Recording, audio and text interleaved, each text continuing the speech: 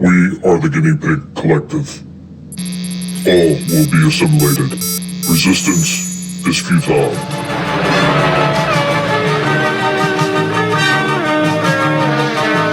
The Transformers, more than meets the eye. Hey guys, what's going on? And welcome back.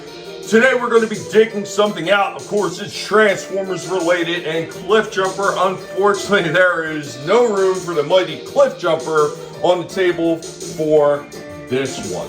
But what are we digging out from the dustbin from 2003? And Hasbro Transformers Armada, we have Unicron. This one is a really incredibly huge piece, and I remember when this first came out, I was like, where was this thing when the 1986 movie came out? Now, I know they actually did have a prototype of one that they were thinking about putting out, and it just never happened, and it absolutely looked horrible. I'm going to include a picture of that right up in the top left-hand corner. But this one looks absolutely incredible.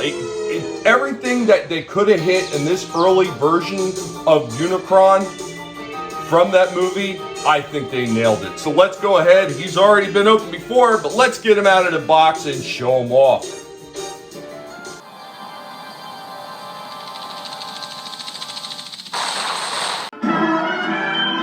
Here we go with Unicron and Dead End, his little mini con here transformed.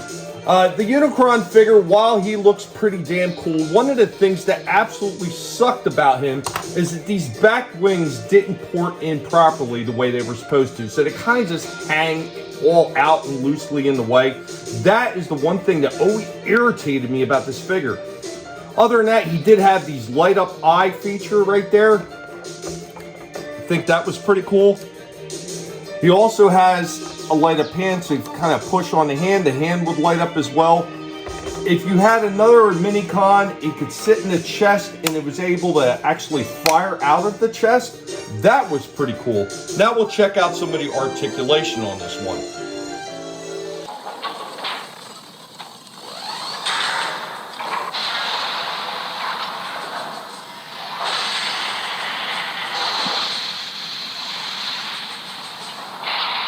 So here we go with the best that we can do with a pose. He does have a ton of ratcheting joints, but there are absolutely no real rockers on this figure to speak of. This was really before they were incorporating rockers into a lot of these figures. So, I mean, he can kind of move a little bit. There is some movement in him, but it's very stiff. And it just doesn't hold many poses very well. One of the things is these weak feet. These are not ratcheted at all, and for such a large figure, the ankle right here is kind of ratcheted, but this front toe is not ratcheted, so it doesn't hold his weight very well, and he almost wants to fall forward every damn time. That is a huge miss on a figure this large. As far as looking like Unicron, yeah, he does look like the Unicron. That is without a doubt. He looks pretty good, but a serious lack of articulation and being able to hold poses is one of the things I always felt that held this figure back. Anyway, guys, I would put him into his planet mode, but that takes like a day and a half. There are so many different steps in able to put him into that planet mode that I'm just not even going to do it right now, because after I put him in the planet mode, I got to take him back out of the planet mode to be able to put him back in the box and store him again. I think this one really looks good as far as Unicron. He's even got individual moving fingers on there. That's pretty cool.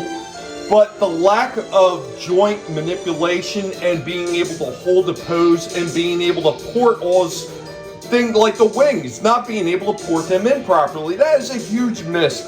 And for this one, even though it looks great, because of the playability factor and all the losses as far as everything working the way it absolutely should, as shown in the directions and on the box, the best I could give this one is a 6 out of 10.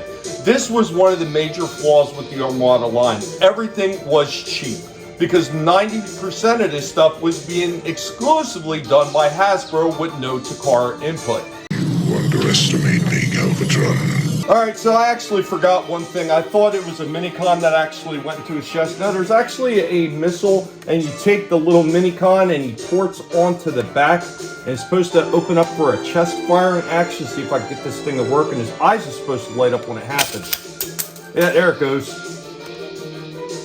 That was one of the cool features about it. I almost forgot about it, dug through the box as I was getting ready to put them away, and then remembered, oh yeah, the missiles were in there. That was actually a pretty cool thing. I almost missed it. That was a PS moment. Here goes the one missile that actually goes into his chest. And then it came in a bunch of these, and I still cannot remember where these go on the figure and what these were supposed to be for. Who knows? I don't recall it. Anyway, guys, be sure to let a completely missing jumper know what you thought about this one.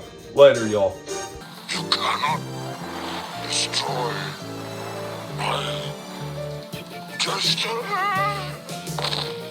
The Transformers, more than meets the eye.